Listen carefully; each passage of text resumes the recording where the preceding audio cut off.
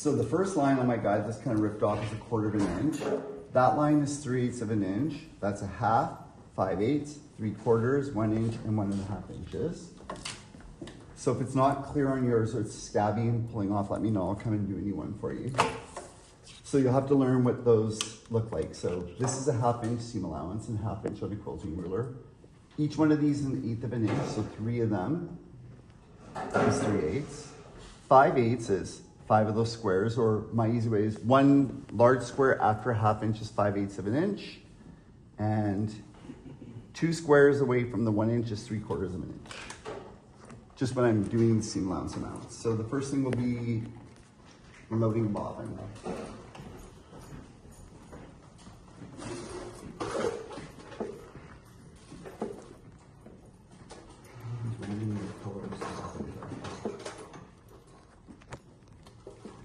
Let's try this top stitch thread. I better not get rid of that red.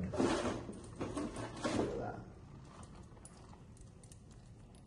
So there's a little prong on the side of the machine here. This is what you're going to use to spin your bobbin. Now, one of these machines doesn't spin bobbins, but I'm not pretty sure it's the one I just tried to like spin my bobbin and it was not spinning. I thought it was back there, but if that's the case, you can do your bobbin at my machine. So I'll just, once I do it, I'll unthread and you can do it here.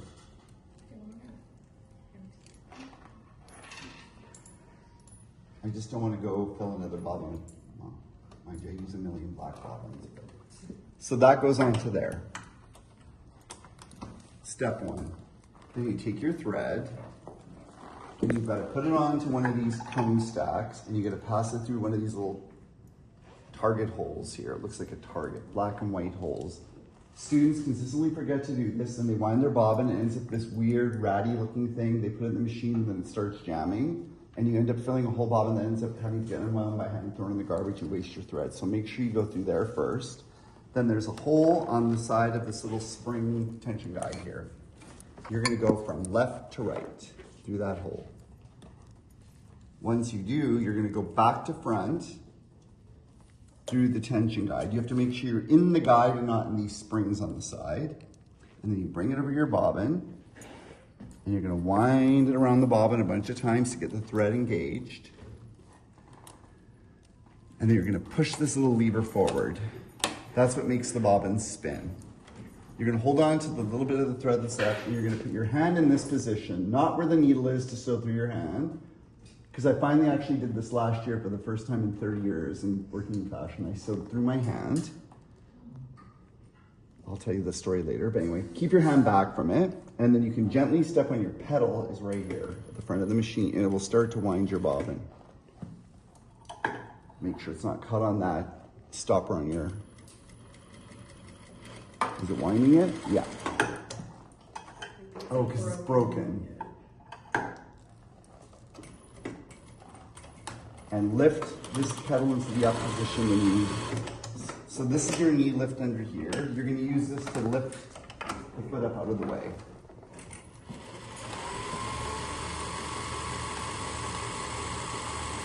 If you just keep going, it will eventually fill. When it's full, it will stop and it will spring forward.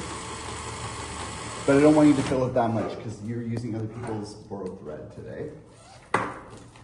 And you made a bobbin. But if you were doing a project, you could fill the whole thing. You can also, I'll show this to you another day. Say you're working on the burlesque things and there's a bunch of things in purple and you want to make sure you always have a bobbin. While you're sewing, you can put a bobbin on here and a second spool of thread and wind it. And as you're sewing, it will wind you a bobbin so there's always one ready to go for you. I learned this working at the bridal shop I was working at last year. They just constantly have one thread, so when you run out of thread, you clip, and there was one waiting, engage the next one. As you sew, it winds the bobbin for you. Very smart. You put the bobbin into the bobbin case by putting it in, and then you take the thread, and there's gonna be like a little groove in the side of it. You're gonna pull it up into that, and then pull it forward, it'll guide up this metal prong, and up into that position there. Hand it around, and I'll give it another go. So you can see that one more time. Thread, and they're like, what's going on? And then I have to stop what I'm doing, go over and identify what's the problem with the machine. Like, move it up into that, give it a pull up into there, and you'll hear it kind of click. Then you're gonna put it into your machine. So I'm gonna open this just to show you where it's going. There's a little metal prong in there that looks like this one. And you're gonna click that bobbin onto that. So you're gonna reach underneath. And for a while, you'll open this to see what you're doing. When you push it in, you'll hear that click. If you have not heard that click, don't start sewing. Because what happened is that it wasn't even like a new student. It was Scarlett did this, and she sewed, and the needle got jammed in the machine in the bobbin, and we had to have the machine taken apart to get it out because the bobbin wasn't fully engaged. But once you get good at this thing, you won't open that. You'll just reach underneath, and you'll just know where to go by feel, and you'll click, and you'll be ready to do it. But for now, you can open it if you need to use it to guide. That always has to be thread through there, and now moving back to front, there'll be 2 holes on this tension dial. I'm gonna do this a couple of times. So you're gonna thread through one, then the other, going back to front. Oh my God, why didn't I put my glasses on for this? I'll go get them after this. Then you're gonna go right to left through this tension dial, starting on the top one, and then going to the bottom one. And you're gonna wind through that 2 times. Okay, then you'll want to come around to this side. Actually, Gracie.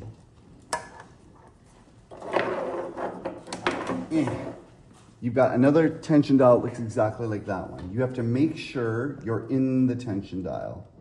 So another problem I'm seeing with the other group is that they get caught in this wire and they just keep going, and again, it won't sew. So it has to be engaged in that tension dial. There's a spring on here.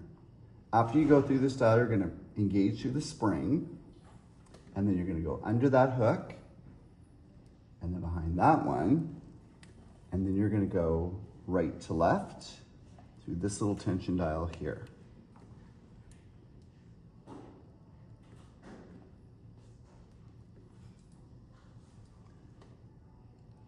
Oh my God.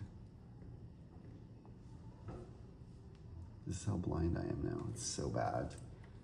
And then there's another tension dial on the side. Click into it. There should be another little hook down here. Hook into that. Now you're gonna go front to back through the hole where the needle is. And then you're gonna pass it actually through the needle, going left to right. Let's see if I can get it through there with my glasses on. I can usually do it by feel. Oh wow, that's a first. So now you're fully threaded. Once you've done that, use your knee lift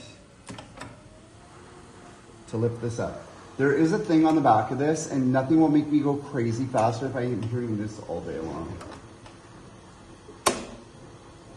Like, if you do this in a factory or like in a work situation, actual fashion, everyone will stop it. They're gonna be like, what the hell was that? Because this is on domestic machines. It's only there so if a service person comes in and they're doing something where they can't actually reach this knee lift to lift it up, they use that thing. Don't use that too. If you have a domestic machine, you'll be used to that. Get used to using your knee lift. Lift it up with your knee, and then you're gonna wind forward on this dial on the side of your machine, and that will pick up your bobbin thread.